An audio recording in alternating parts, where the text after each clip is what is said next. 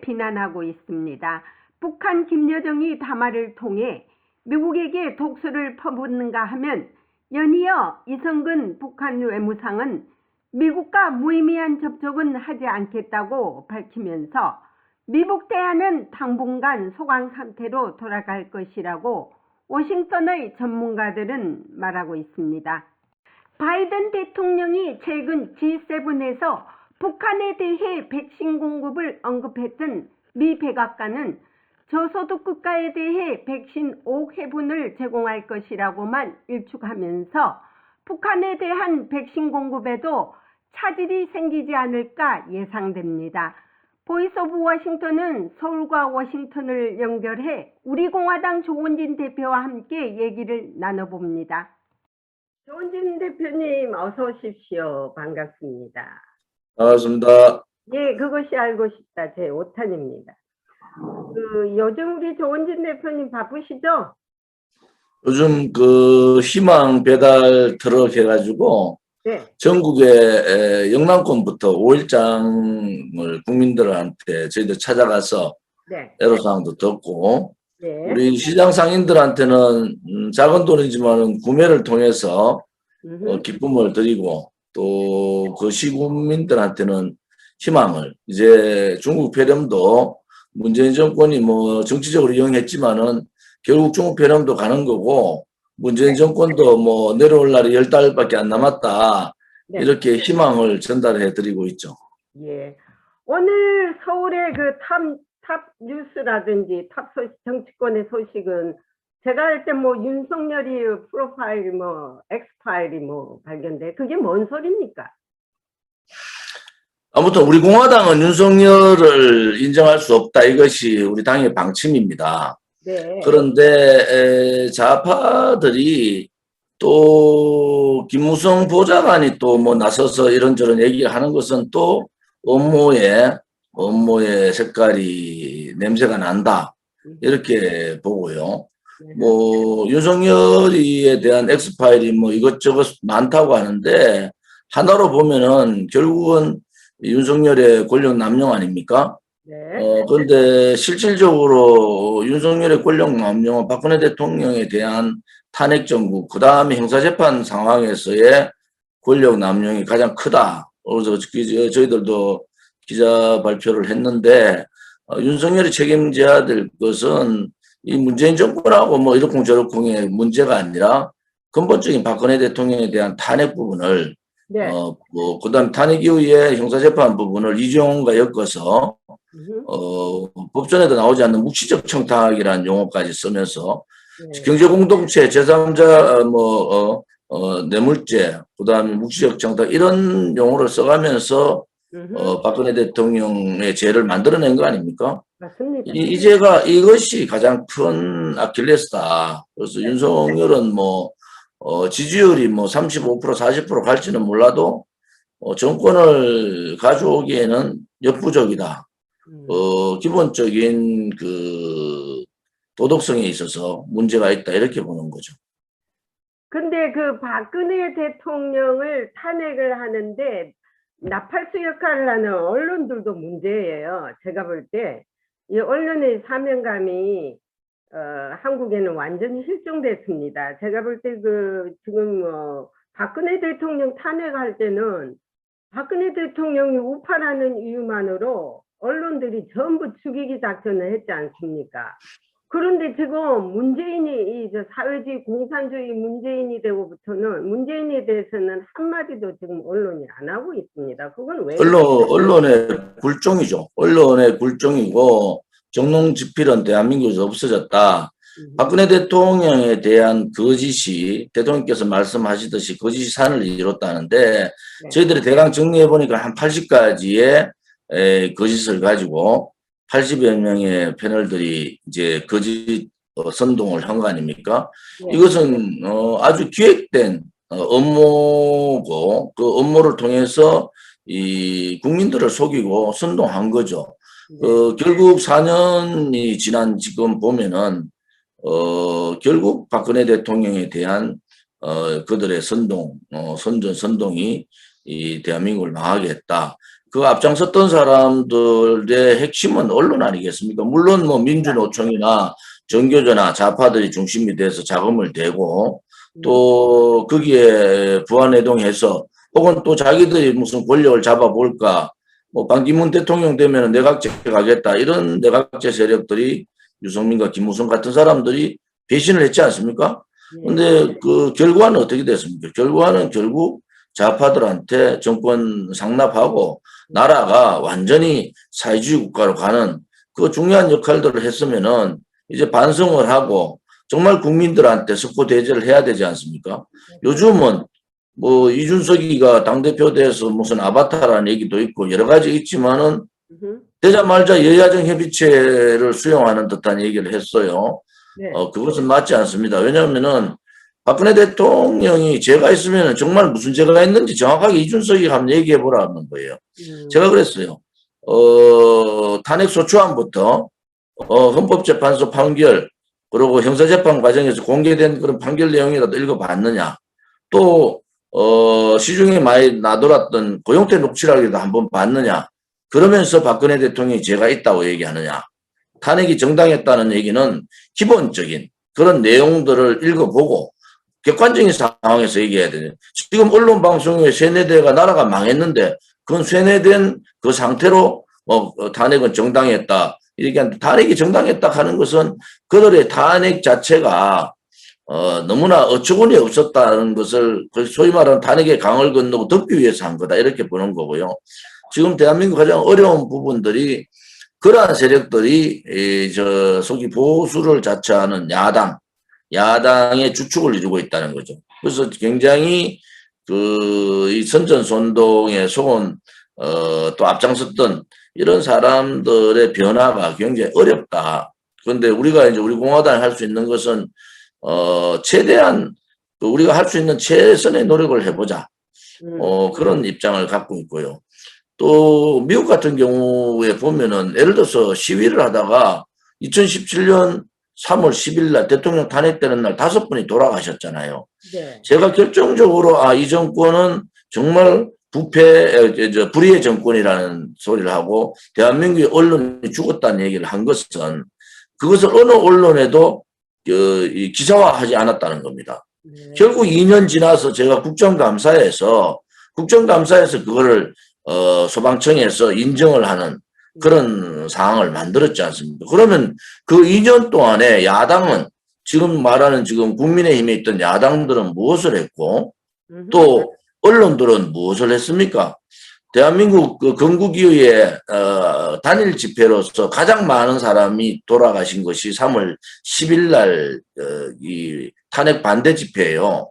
그런데 그렇게 언론들이 그것을 외면했다는 것은 이것은 언론의 재갈을 물리는 게 아니고 언론 스스로가 권력에 굴종해버린 거고 또 정치권이나 정당도 소위 말하는 보수 야당도 권력에 굴종해버렸다. 이렇게 보기 때문에 저는 그 비굴한 모습들을 직접 목격을 하고 또 그 현장에서 저는 돌아가신 분들 직접 봤지 않습니까? 그런 입장에서는 대한민국이 이 불의의 나라로 이제 갔구나. 언론이 다 죽어버리고 언론이 정론을 하기보다는 자기 사주의 편에 서서 또 자기 회사와 관련된 정치적인 이용을 위해서 언론한테 조중동도 마찬가지예요. 조중동이 실질적으로 보수를 기치로 하면은 2017년 3월 10일 그 돌아가신 분에 대한 기사를 실어야죠. 맞습니다. 조중동도 한 줄 안 실었지 않습니까? 네. 이것은 대한민국이 하나의 그 음모에 의한 그 붉은 세력의 광풍에 전부 다 굴종해버렸다.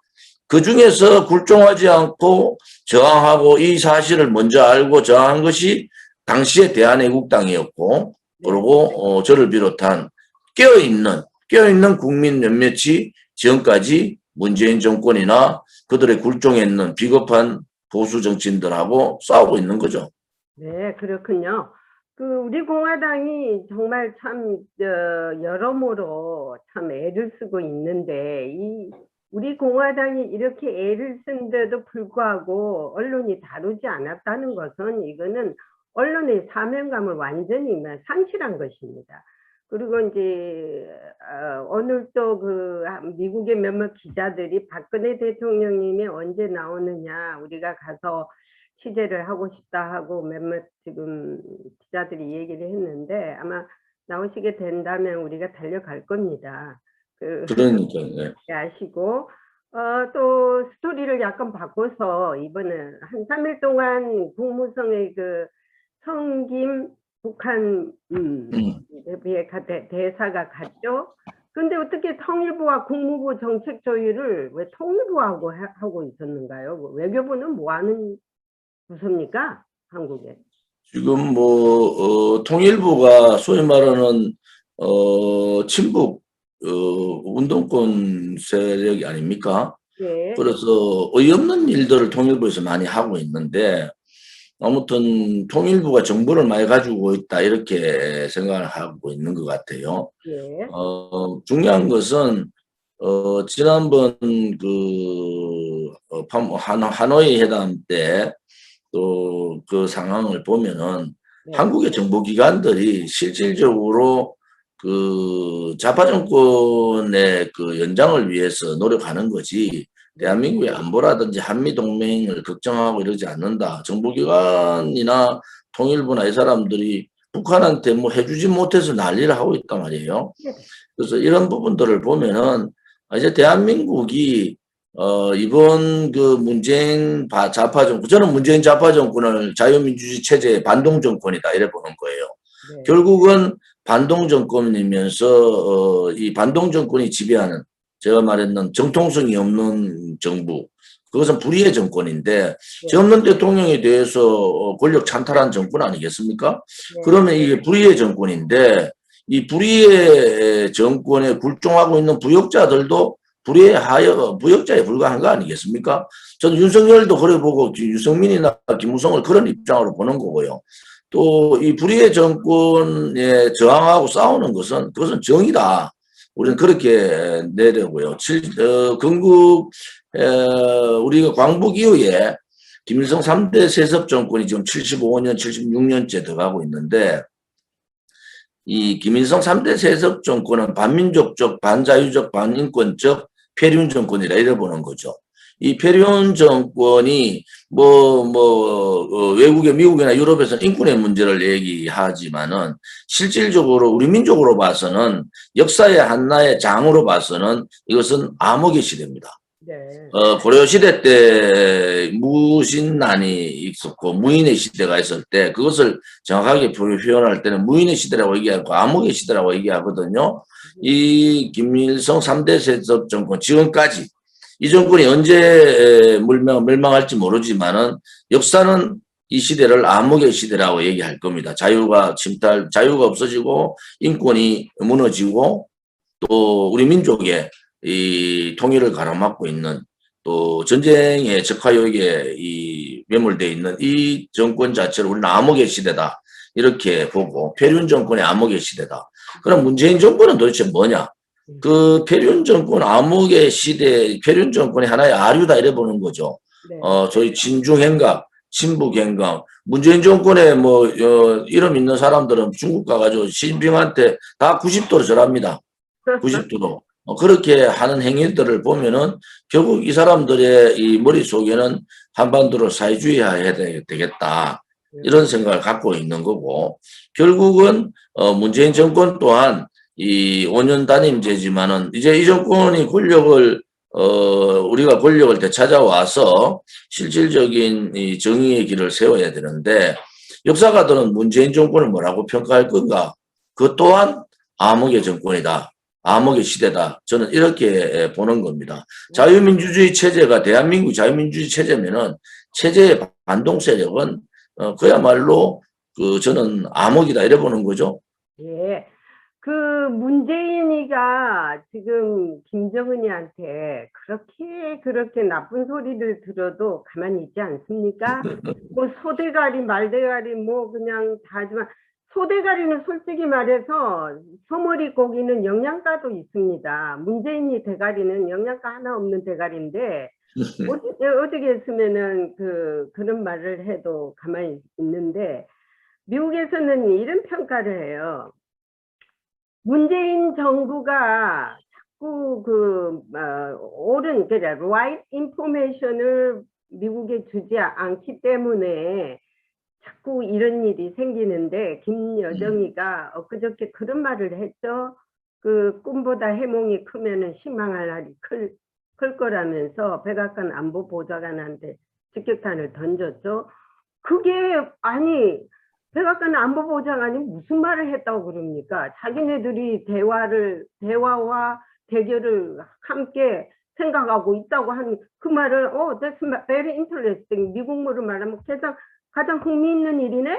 이렇게 했는데, 그걸 꼬투리를 잡아서 무슨 꿈보다 해명이 크니, 뭐, 그리고 이성근이가 지금 뭐 김정은 정부의 김정은 정권의 그 상황들은 제가 좀 뭐 대강 파악을 하고 있는데, 첫 번째는 네. 미국이 이제 중국에 대한 압박을 되게 세게 하고 있지 않습니까? 네네네. 지금 김정은은 중국의 지원이 없으면은 그야말로 정권 자체가 무너집니다. 네. 그래서 이 미국에 대한 음. 우호적인 대화를 나와야 됨에도 불구하고 지금 상황에서는 어쩔 수 없다. 중국의 눈치를 보고, 또 이번에 쿼드라든지 이번 G7 회의에서 미국이나 자유우방 국가들의 입장을 보고, 거기에서 문재인은 가서 바보 된 거 아닙니까? 자기는 뭐 북한에 퍼주기 위해서 이런저런 얘기하는데 CVID 확박에 못을 박아버렸지 않습니까? 그래서 지금 김정은 이 괴뢰 정권의 상황은 중국의 눈치를 보고 누가 중국을 대변해서 얘기해 줄 곳이 한 곳도 없단 말이에요. 그런데 이제 김정은 여기에서 중국의 어떤 그 답답한 거를 미국을 향해서 쏘르고 있다 이렇게 보는 거고, 또 한편으로는 이제 그 김정은이 갈 만큼 갔다 이래 보는 거예요. 왜냐하면은 이제 자기들이 이번 올해 이제 한파가 들어가고 여름 지나고 한파 들어가면 굉장히 어려운 제2의 고난의 행군 시절이 올 거다. 그러면은 미국의 입장에서는 어떻게 해야 되느냐? 중국의 이 소위 말하는 중국의 역할을, 중국의 입장을 대변해주고 있는 북한에 대한 압박을 더 강하게 해야 된다. 결국 그렇게 되면은 북한은 북핵 폐기 문제를 들고 협상장에 나올 수밖에 없다 이렇게 보는 거고요. 또 그 시기가 저희들이 걱정하는 것은 트럼프 대통령 때 대한민국의 선거를 앞두고 트럼프하고 김정은하고 뭐 이렇게 만나는 상황이 돼버렸지 않습니까? 네. 그래서 대한민국의 이 지방선거가 완전히 좌파들이 지방을 장악하는 상황이 와서 바이든 행정부에서도 한국의 정치적인 그 일정 고려를 좀 하셔야 돼요. 네. 지금 만약에 8개월 정도 선거가 남아있는 상황에서 또다시 북한하고 손잡고 바이든 김정은이가 만난다든지, 여기에 또 끼기 좋아하는 문재인은 또 한 발 얹어 놓으려고 그럴 거 아닙니까? 한 발 얹어 가지고 있으면은 대한민국의 또 정치에, 이 정치 일정에 굉장히 영향을 미칠 수가 있다. 네.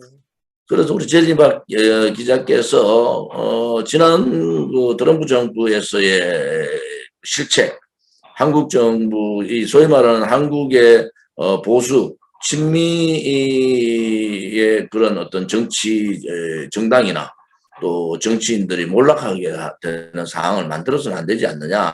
그래서 한국의 정치 일정도 굉장히 신중하게 감안을 해서 남북 간의 일정을 좀 잡아야 된다. 또 미북 간의 일정도 그렇게 좀 잡아야 된다. 이렇게 보는 거죠. 그러니까 오늘 또 그 국무성에서 그런 말을 했거든요. 김여정이가 또 한 방 때리고 이성근이가 미북한 대화를 절대 할 수 없다는 일축하는 것은 결국은 이런 분석을 하고 있습니다. 미국은 지금 걔네들이 하는 것은 미국 대화에서 자기네들이 미국이 양보를 하고 자기들이 대화를 받아주기를 원하고 있는 것 같는데, 절대 양보란 건 없다. No concession. 오케이? 미국이 일단은 양보를 하면서 받아주면 일이 금방 성립이 되겠죠. 그렇지만은 많은 전문가들이 이미 분석을 한 결과 북한이 테이블에 나와서 비핵화를 한다는 것은 절대 우리가 꿈 깨는 일이다. 지금까지 해봤지 않습니까? 테이블에 나와서 북한이 테이블에 왜 나올까요? 비핵화하러 나온 게 아닙니다. 그럼 얘는 뭔가를 얻으러 나오는 겁니다. 그러니까 우리가 그 표현은 이제 거짓 평화쇼, 거짓 네. 북핵 폐기쇼다 예. 이렇게 정의를 했는데 미국도 바이든 정부가 이 내용에 대해서는 잘 알고 있고 성김 그분도 한국에 대해서 많이 잘 알고 있지 않습니까? 네. 성김 그분 성향은 어때요? 그 뭐 누가 그러는데 무슨 댓글에 보니까 뭐 재밌는 일들이 많습니다. 성김이 무슨 정의영이하고 오촌 조카라는 얘기도 있고 뭐 한국인은 따져보면 뭐 오촌 조카 아닌 게 어디 있습니까, 그죠? 아무튼 그런 얘기들이 있고 네. 아무튼 성김이 한국의 내용을 많이 아니까 한국의 정치인들하고 이렇게 이런저런 선이 닿는 사람도 있는 것 같아요. 네. 그래서 그래서 이번에 왜 저 디렉털리 가자마자 그 외교부 카운터파트들과 만나야 되는데 통일부를 만나느냐 하는 이 사람이 이제 가서 what is real 그러니까 진실한 정보를 알고 싶은 거예요. 한국이 통일부가 그래도 많은 북한에 대한 정보를 알고 있을 거라고 생각한 거거든요. 그래서 일단 워킹 그룹도 이제 폐기 단계에 있지 않습니까? 그래서 이제 트럼프 대통령이 한 거에 대해서는 자기들은 차별화를 둬야 되기 때문에 그렇게 만만하게 무슨 뭐 쉽게 또 토킹을 한다든지 이런 일은 없을 것 같아요. 분위기상. 제가 어저께 아마 유튜브를 봤을지 모르지만 미 백악관에서 질문을 했지 않습니까? 백신을 프로바이드 할 거냐 하니까 그걸 일축해 버리더라고요. 왜냐? 북한이 이런 식으로 나오면은 백신이고 뭐가 없습니다. 솔직히 말해서. 그거 저 개발국 말 잘 듣는 저 개발국에 프로바이드 해주지 이 문제 같은 이런 인간들이 사는 곳에 물론 북한의 그 주민들이 불쌍하죠. 이게 백신을 넣고도 여러 가지 지금 분석이 맞는데 과연 이 백신이 주민들한테 디렉틀리 들어갈 것이냐 안 그러면 이거를 또 국제적으로 또 판매를 할 것이냐 하여튼 여러 가지 분석상 상당히 뭐라 그럴까 자문단들이 가서 봐야 되면 베리파이드 해야 되는데 과연 김정은이가 그 문을 열고 베리파이드 하도록 자문단들을 북한에 오게 할 것이냐 이것도 큰 문제예요. 그러니까 김정은이 머릿속은 아주 복잡할 거예요. 백신은 얻고 싶는데 그럴 상황이 안 된다는 거. 그런 거를 알기 때문에 미국도 어저께 제가 질문한 데서 일축을 해버리다고. 북한에 대해서는 없다는 식이에요. 지금 뭐 김정은의 위대한 지도력 때문에 중국 폐렴이 한 명도 없다는 거 아닙니까? 그렇습니다. 거기에 문재인이 나서가지고 뭐 백신 공급한다 하니까 대한민국 국민들이 야 백신 공급하려면 좋은 백신을 대한민국 국민들한테 미리 맞히지 국민들은 지금 백신이 없어가지고 그것도 좀 제일 나쁜 백신 맞아라 하니까 이렇게 분노가 있는데 그 백신을 또 북한에 주겠다 하니까 미쳐도 단단히 미쳤구나 이래 보는 거지. 생생 내는 거예요. 그죠? 맵새가 뺍새 따라가다가는 그냥 다리미 째진다는 옛날이 똑같은 거고. 그러니 결국은 이 약육강식이라는 게 뭐냐면은 지금 일본이 또 독도가 자기 거라고 계속 주장하지 않습니까? 또 중국이 제주도가 자기네 것이래요. 이런 식으로 한국을 넘겨다 보는 인간들이 국가가 많아요. 근데 국가도 아닌 국가들이. 자, 그러면은 이 나라의 힘이 지금 모자라기 때문에 이런 사태가 일어난 거예요. 나라가 힘이 강하면은 뭐 누가 넘겨다 보지도 않지 않습니까? 사람도 마찬가지지만. 지금 힘이 약하니까 사방천방에서 지금 한국의 그거는 이제 좌파 정권이 이 판단을 잘못한 거죠. 이 대한민국이 이 건국 이후에 이렇게 발전할 수 있었던 거, 또 나름대로 경제 성장을 할 수 있었던 거, 또 나름대로 자주국방의 길로 갈 수 있는 것은 한미동맹이 기본적으로 있고 또 한미일 삼각연대라든지 우리 G7과 같은 자유방이 있기 때문에 그런 거지. 우리가 독자적으로 실질적으로 할 수 있는 부분들이 많아졌지만은 아직은 독자적으로 할 수 있는 일이 그렇게 크지는 않다. 그런 입장에서 봤더니 분명하게 반중 노선을 분명하게 걸어야 되는 거예요. 여기서 이 눈치 저 눈치 보다가는 아무것도 안 된다. 그러면은 반중 노선을 건다 해가지고 자기들이 북한에 대해서 지금까지 그렇게 북한을 퍼줬는데 북한이 도대체 제대로 잘 살았느냐. 북한도 이제 고민을 해야 될 것이 중국이 실질적으로 북한의 개혁 개방이나 실질적인 경제 발전을 중국이 원하고 있는가. 그것도 한번 생각을 해봐야 돼요. 중국은 지금 중국보다도 만약에 북한이 개혁개방 혹은 통일을 통해서 북한이 남한 대한민국 정도로 이렇게 발전을 하면은 가장 위태로운 것은 중국 아니겠습니까? 네. 그래서 그런 부분을 중국은 다 감안을 하고 있는 거예요. 그래서 의도적인 북한의 국제적 고립도 중국이 유도하고 있다. 말로는 개혁 개방을 요구하고 하지만은 실질적으로 중국의 속내는 그렇지 않습니다. 지금 대한민국 여러 지도자들이 있었지만은 중국한테 정말 불종하는 지도자들이 많았어요. 좌파들은. 근데 박근혜 대통령 그 당시에 이제 제가 중국말을 하니까 박근혜 대통령께서 중국에서 고인사가 오든지 혹은 이제 중국에 특사를 보내주고 저를 정상회담 할 때 정몽준 의원하고 저하고 두 사람만 정상회담 수행 의원으로 갔어요. 네네네. 그때 제가 잊지 않는 것은 그때 그 인민대회 의장이 조선말을 잘해요. 조선 평양에서 공부도 하고 이래서 한국말이 아니라 북한 조선말을 잘하는 사람인데 그 박근혜 대통령하고 저희들이 이제 회의를 그 전인대 의장하고 하는데 그야말로 세 번의 인내를 얘기하더라고. 뭐 정확한 여러 가지가 있습니다만은 그때 대통령이 뭐라 하셨냐 그러면은 네. 당당하게 얘기하시더라고. 아니 도대체 대한민국이 언제까지 참으라는 거냐. 이게 대통령 워딩이에요. 네. 중국 서열 3위가 앉아서 뭐 공식적으로는 서열 2위가 되지 않습니까? 인민대회 의장이니까. 그 사람이 앉아서 대통령한테 북한이 어느 정도 올라올 때까지 참아라를 세 번을 얘기하니까 박근혜 대통령이 그 자리 회의장에서 그래 딱 그 얘기 하시더라고. 도대체 대한민국 언제까지 참아야 되느냐. 이렇게 바로 그 자리에서 얘기를 하시더라고. 그런 정치인, 그런 지도자가 필요한 거죠. 네. 중국이 아무리 자기들이 경제적으로 지금 크고 중국의 세계가 크다 하더라도 대한민국의 입장이 있는 거 아닙니까? 한반도의 입장이 있는 거고 대한민국 입장이 있지 않습니까?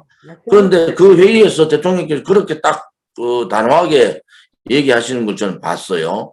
보고 박근혜 대통령께서 중국의 그 전성기념일인가 그때 뭐 자기들 말로 전성기념일 때 막루에 올라가셨고 이런 과정들은 미국도 잘 모르더라고요.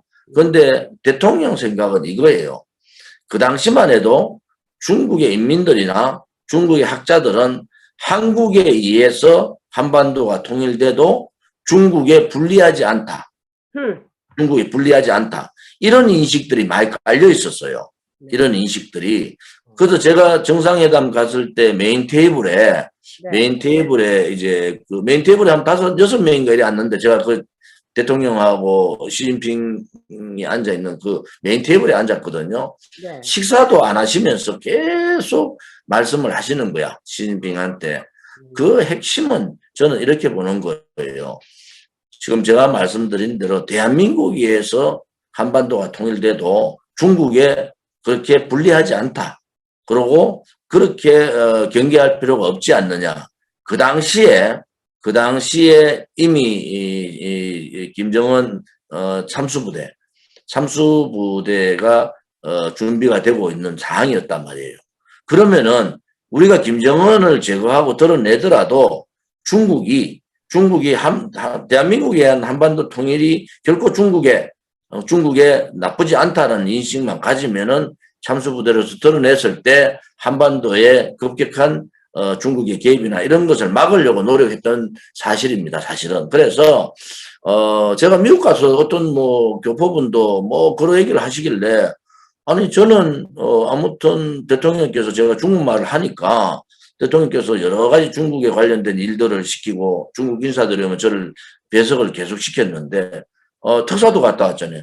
제가 특사도 갔다 오고 또 정상회담 수행도 갔다 왔을 때 제가 봤던 대통령의 생각은 우리가 대한민국에 나서서 한반도 통일을 시켜야 되겠다. 자유 통일을 시켜야 되겠다. 그것은 중국에 나쁘지 않다. 그러니까 우리 자유 통일에 대한 부분에 대해서는 중국이 나름대로 다른 생각을 지금까지 가져왔던 고정적인 관념을 탈피해라 이런 생각이 있었고요. 또 하나는 대통령께서 그 상황에서 이렇게 말씀하셨죠. 머리에 해 걸리고는 살 수 없다.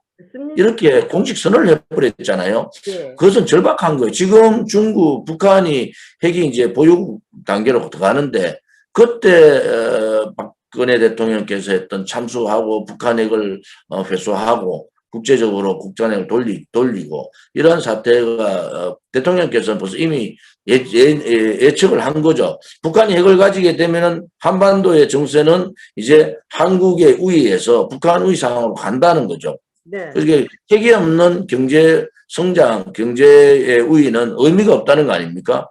벌써 박근혜 대통령 그것을 간파를 한 거예요. 그런데 일부 사람들이 박근혜 대통령이 진중 행각을 했다. 혹은 그렇게 갈 수가 있느냐 뭐 이런 얘기를 하는데 그건 전혀 다른 얘기입니다.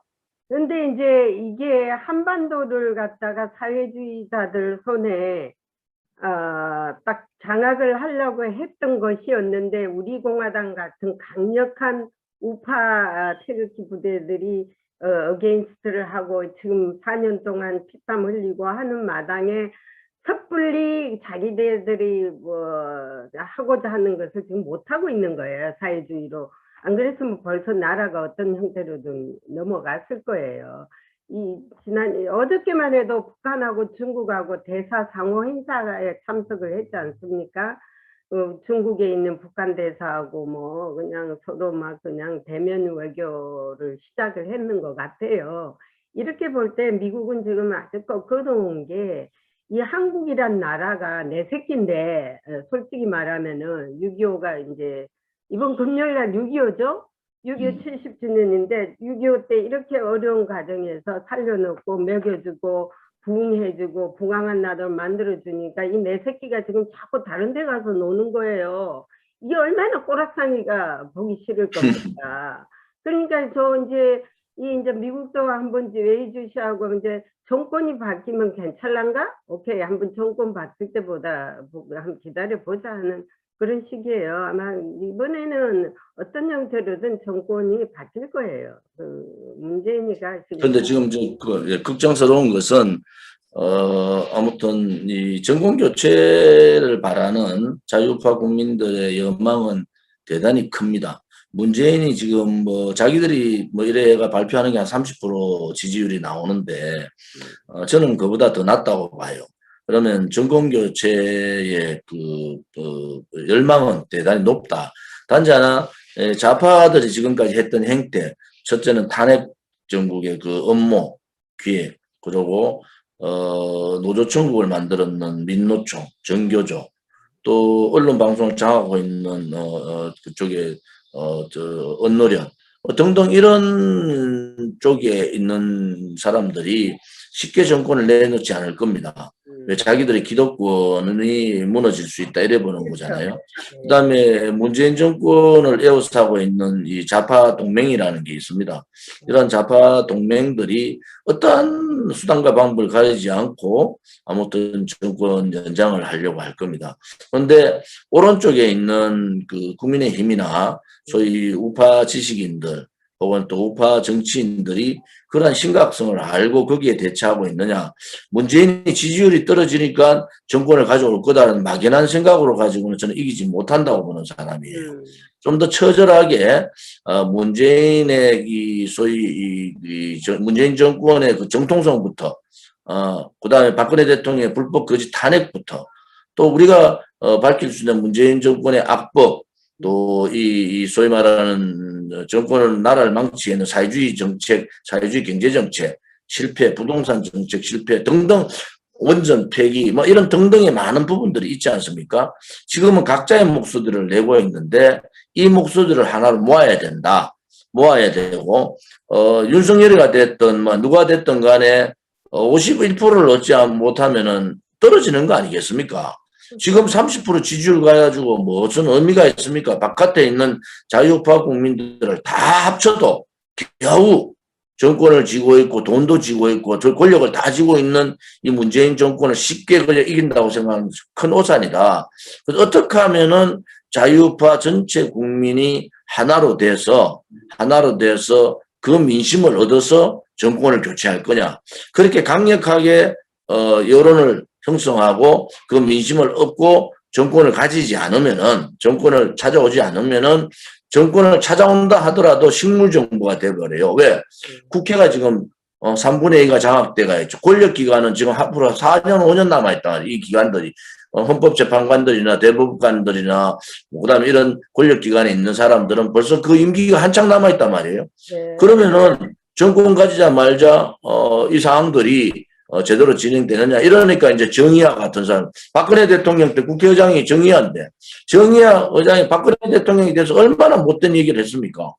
자기 생각하고 자기 인정 안 해준다고. 그런 정치하는 사람이 벌써 이제 최재형한테 붙어서 최재형한테 중앙일보도 마찬가지. 지금 재밌는 것은 조선일보는 윤석열, 중앙일보는 최재형 이런 식으로 분리가 자기들의 유불리에 따라서 얘기를 하고 있단 말이에요. 그런데 결국은 이것이 이현집정부제 세력이고 그것이 유승민이나 김무성 같은 세력들이에요. 정의야 김무성이나 유승민 같은 내각제 이현집정부제 주창자들이에요. 이 세력들이 꿈틀꿈틀 또 움직여가지고 정권 잡으면 뭐하냐 권력 다 국회가 마비돼가 있는데 그러면은 내각제 혹은 이혼집정부제 개헌해야 된다. 이제 개헌을 들고 나오는데 이것이 묘하게도 정의하라는 전 국회의장이나 그다음 김종인 전 비대위원장이나 이쪽에 이낙연이나 이런 사람들이 다 가만히 보다가 이제는 자기들이 이제는 권력 이재명한테 가도 좌파들은 머리 아프다 이거야. 이쪽은 윤석열이한테 가도 뭐 우파가 정권 잡아도 힘이 있냐? 국회가 장악돼 있는 상태에서 지금 오세훈이가 냈는 예산안 이런 거 서울시가 5분의 4가 서울시가 좌파들이 잡고 있지 않습니까? 의원은 그거 다 무산시켜 버리잖아요. 그런 우려를 내면서 내각제 세력들이 이현집정부제 세력들이 설설설설 권력으로 이제 붙기 시작한 거예요. 우리 공화당은 어떤 생각을 갖고 있느냐? 그것 또한 야합이라는 거죠. 야합. 그래서 강력한 지도자가 나와서 이 국민을 설득해서 이 문재인 좌파 독재 정권의 자유민주 체제의 반동 세력, 이 암흑의 시대를 정상화시켜야 되는 것이 다음 보수 정권이 해야 될 일이란 말이에요. 그렇지 않고 적당하게 야합해가지고 그들의 원죄를 다 덮어주고 그들의 만행을 다 덮어주고 그냥 적당하게 야합해서 좋은 쪽으로 그냥 우리만 잘 먹고 잘 살아보자 정치하는 놈들만 그런 인식을 가지고 이현집정부제 해서는 되겠느냐. 지금 앞에 나서서 있는 사람들 중에서 지난번에 선거 공천 망쳤던 그 김영호라든지 그다음에 지금 정의화라든지 김무성이라든지 이 사람들은 완전히요 이현집정부의 망상에 젖어 있는 사람들이야. 조금 틈이 있으니까 자기들이 권력을 어떻게 좀 더 내세워볼까 이런 생각을 가지고 있는 사람들이라서 우리 공화당이 지금 걱정하고 있는 것은 다음에 정권을 잡을 수도 지금 상태로서는 힘들겠다. 또 정권은 지금은 이런 거예요. 반대급부. 문재인이 못하니까 우리가 정권을 잡겠다. 이런 생각을 갖고 있는 거야. 그건 대단히 잘못된 거거든요. 그러니까 이게 지금 한국의 비극이 뭐냐면은요. 한국의 비극은 이 국민이 선거를 치러서 대통령이 뽑혀야 되는데 언론에 의해서 대통령이 탄생된다는 건 이게 비극입니다. 이게 어떻게 윤석열이 같은 사람이 느닷없이 나와서 그 사람 대통령을 만들어주고 뭐 알지도 못한 최재형이를 만들어주고 그러면 우리 공화당처럼 4년 동안 쇠가 경상도 말로 말하면 쇠가 그냥 새가 빠지게. 새가 새가 빠지게. 새가 빠지게 힘들게 그냥 부르짖고 자유와 정의를 위해서 외치는 조원진 대표님 이런 훌륭한 분들을 이 미국 기자들도 나한테 그러더라고요. 지금 한국의 언론들은 전부 봉사냐고 그러더라고. 봉사 정도가 아니다. 김어거리에다가 봉사에다가 전부 다 같이. Anyway, 그 한국의 언론이야말로 진짜 비극적인 언론이고, 이 또한 내년에 탄생될 대통령 선거는 부정선거가 없어야 된다는 것입니다. 이 부정이 또 만들어내면 이거는 수습이 불가능한 상태거든요. 그래서 참 내년에 한국의 운명이 아주 절실히 갈리는. 제가 그 부정선거 방지법을 제가 국회에 있을 때 바깥에 있는 우리 시민단체들하고 협의를 해가지고 법을 만들어냈잖아요. 네. 이거를 발의까지 해놨는데 이제 자동으로 이제 무산됐는데 그 법안에 다 나와 있어요. 사전선거, 그 다음에 비밀투표, 그 다음에 투표소 개표, 뭐 이런 여러 가지 안들을 다 투명함, 그 다음에 QR 금지, QR코드 금지 등등 다 그 법안에 다 나와 있어서 이제 국민의힘의 국회의원들이 정신 좀 차리고 지금부터라도 이 부정선거 부분에 대해서 얘기를 해야 되는데, 뭐 국민의힘의 이준석이라는 자가 지금 부정선거에 대해서 부정적이고 부정선거에 대해서 얘기하는 사람들을 굉장히 이상한 사람으로 몰아가고 있잖아요. 예. 우리가 얘기하는 것은 부정선거의 개연성이 있다고 보든 부정선거의 개연성이 없다고 보든 법을 보강하고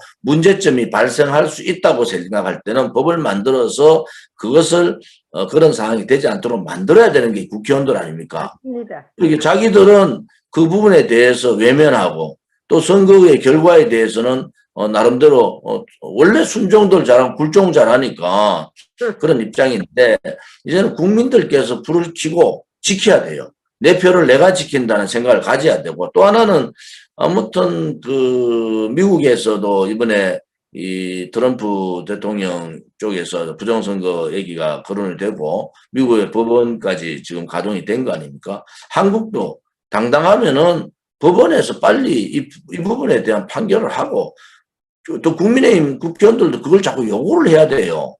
그리고 제가 해놨는 법안 좀 보시고 그 법안에 맞도록 선거 제도를 바꾸면 됩니다. 그 제도만 그렇게만 바꿔도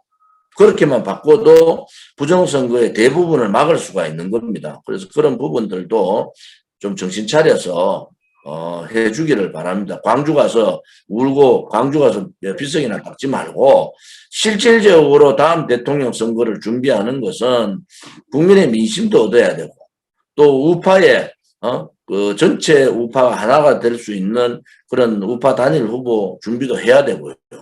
또 하나는 국민의힘 단일 후보 가지고는 못 이깁니다. 지금은 이 박빙의 선거가 될 수밖에 없는 상황이고, 또 그 박빙의 선거는 하나의 오차가 있든지 부정부패가 있으면 안 되지 않습니까? 그래서 그런 부정선거에 대한 대비도 해야 되고, 이러한 걸 해야 되는데 전부 몰려다니면서 말이지, 윤석열이 박수 쳤다가 또 최재형이 들어가 보세요.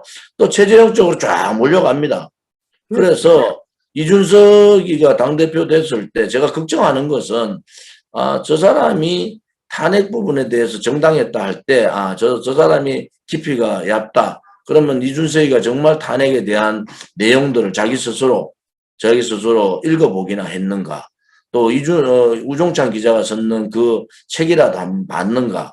그러면서 당대표가 됐으면 나이에 작고 많음을 떠나서 본인이 나이에 적고 많음을 떠나서 본인이 그러한 내용을 보고 판단해서 그렇게 얘기를 해야 되지. 언론 찌라시 나온 얘기들, 언론의 거짓 선동 얘기를 그대로 입에 담아가지고 제1야당의 대표라는 자가 그렇게 얘기하는 것은 대단히 경솔하고 오만하다. 이렇게 보는 거죠. 한국이 그 야당이 정신을 차려야지 정권을 가져올 것 같습니다. 왜냐하면 우리 조원진 대표님 지금 혼자서 이렇게 싸움을 하고 있는데 어느 야당 하나 제대로 거들어주는 게 있습니까? 조원진 대표님 제가 처음 배울 때가 2019년도죠. 국회에서. 그 트럼프 대통령이 두 번째 방문했을 때 국회 연설할 때 그때 제가 조원진 대표님이 제가 우리 이제 백악관 기자단이 2층에서 이렇게 준비하고 있는데 아래층에 소란스럽고 난리가 나서 제가 피켓 들고 시위할 때죠. 네. 예, 그 우리 스텝이 와서 나보고 저기 지금 뭐 한국 사람 밑에 난리가 났는데 나보고 무슨 일인가 좀 그걸 파악해봐라. 쳐다보니까 조원진 대표님 뭘 안 뺏기려고 막 이렇게 하고 거기서는 뺏으려고 하고 야단 막 이렇게 몸싸움이 일어났더라고요. 그래서 아 이게 지금 이게 상당히 큰일 났구나. 그래서 제가 설명을 드렸어요 백악관에. 그래서 막 이거 민주주의 나라인데 그거를 저기 왜 자꾸 타치를 하고 그러느냐. Let them do it. 이렇게 하더라고. 미국 같으면 막 가만히 안 했을 거라고요. 제가 하든 말든 그거는 국회의원의 표현의 자유라 의사 표현을 하는 거 아닙니까? 그 자리에서 하려는 것은 그 구태여 왜 뜯어 말려 그거는 자기네들이 그 저기 치부가 드러나기 때문에 문재인 정권의 치부가 바로 드러나기 때문에 그걸 결사하고 말리려고 했던 거 아닙니까? 그래서 제가 뭐 다른 것도 아니고 한미 동맹 강화하라는 거하고 박근혜 대통령에 대한 그 탄핵은 무효다.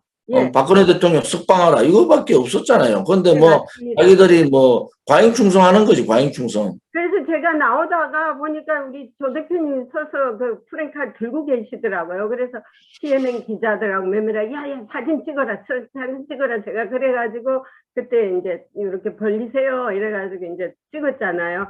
그때 하고 이미지하고 한 번 더는 로뎀홀인가 국회의사당에서 모든 그 저기 국회의원들이 외면하는데 그 자리에 우뚝 쓰셔가지고 박근혜 대통령 탄핵이 잘못됐다고 그 하시는 거 보고 굉장히 제가 임프레션을 받았습니다. 그래서 아 저분이야말로 진짜 진정한 정치인이고 진정한 국회의원이시구나 이렇게 그게 구독이요. 그 화면이 구독이 200만 정도가 넘어가니까 지워버리더라고. 와. 그게 요새 안 뜬다고. 우리가 옛날에 갖고 있는 걸로 다시 보여주면 되는데 그게 구독수가 워낙 많으니까 그 자체를 지워버리더라고. 네. 자, 이제 오늘 여기까지 하고요. 다음 주 이제 저기 6월 25일 날이 저기 6.25 71주년이죠. 이번 금요일. 71년. 예. 우리가 이제 보통 6.25 같을 경우는 일단 주년이라 안 하고 71년인데 제가 조금 6.25 말씀을 간단하게 드리면은 기념식. 그래서 저희들이 이제 이 6.25를 이렇게 봅니다. 이것은 북한 괴뢰 정권의 적화 통일 야욕에 의한 남침이다. 이런 정의를 바탕으로 두고 6.25는 유엔 대한민국과 유엔이 승리한 성전이에요. 네. 그런데 이 문재인 좌파 정권도 그렇고 이전 정권들도 이 6.25를 성전이라고 얘기를 표현을 안 해요. 오히려 북한 쪽에서 중국에서 이 6.25를 자기들의 승리 전쟁이다 이렇게 얘기하는데 대단히 잘못된 겁니다. 그거는. 네. 그래서 우리 공화당은 통일을 이루지는 못했지만은 6.25가 유엔군이 처음으로 국제 전쟁 그 전쟁에 참여했던 기록이고 또 하나는 자유우방들이 하나가 되어서 공산주의를 물리친 전쟁 아닙니까? 거기에 소련도 개입됐죠. 중공군은 직접적으로 중공군이 들어와서 전쟁을 치렀죠. 그래서 우리 공화당은 원래부터 6.25는 분명한 김일성 이 괴뢰 정권의 남침이고 또 6.25는 대한민국과 자유우방, 미국을 비롯한 유엔 자유우방 국가가 승리한 전쟁이다. 이런 표현을 이제 쓰고 있습니다. 예, 여기도 아마 워싱턴의 6.25 참전 기념공원에서도 아마 행사가 있을 겁니다. 자, 오늘 여기까지 하고요. 또 열심히 또 뛰시고 지방에서 또 열심히 노래하시고 목청 앞으로 그 노래 연습하는 걸 제가 또 한번 또 노래 연습은 못하고 그냥 옛날에 생각났던 노래 부르고 있습니다. 잘하셨습니다. 그러면서 또 네. 스트레스를 또 해소하시고 그러십시오. 예, 오늘 감사합니다. 감사합니다. 고맙습니다. 바이. 바이.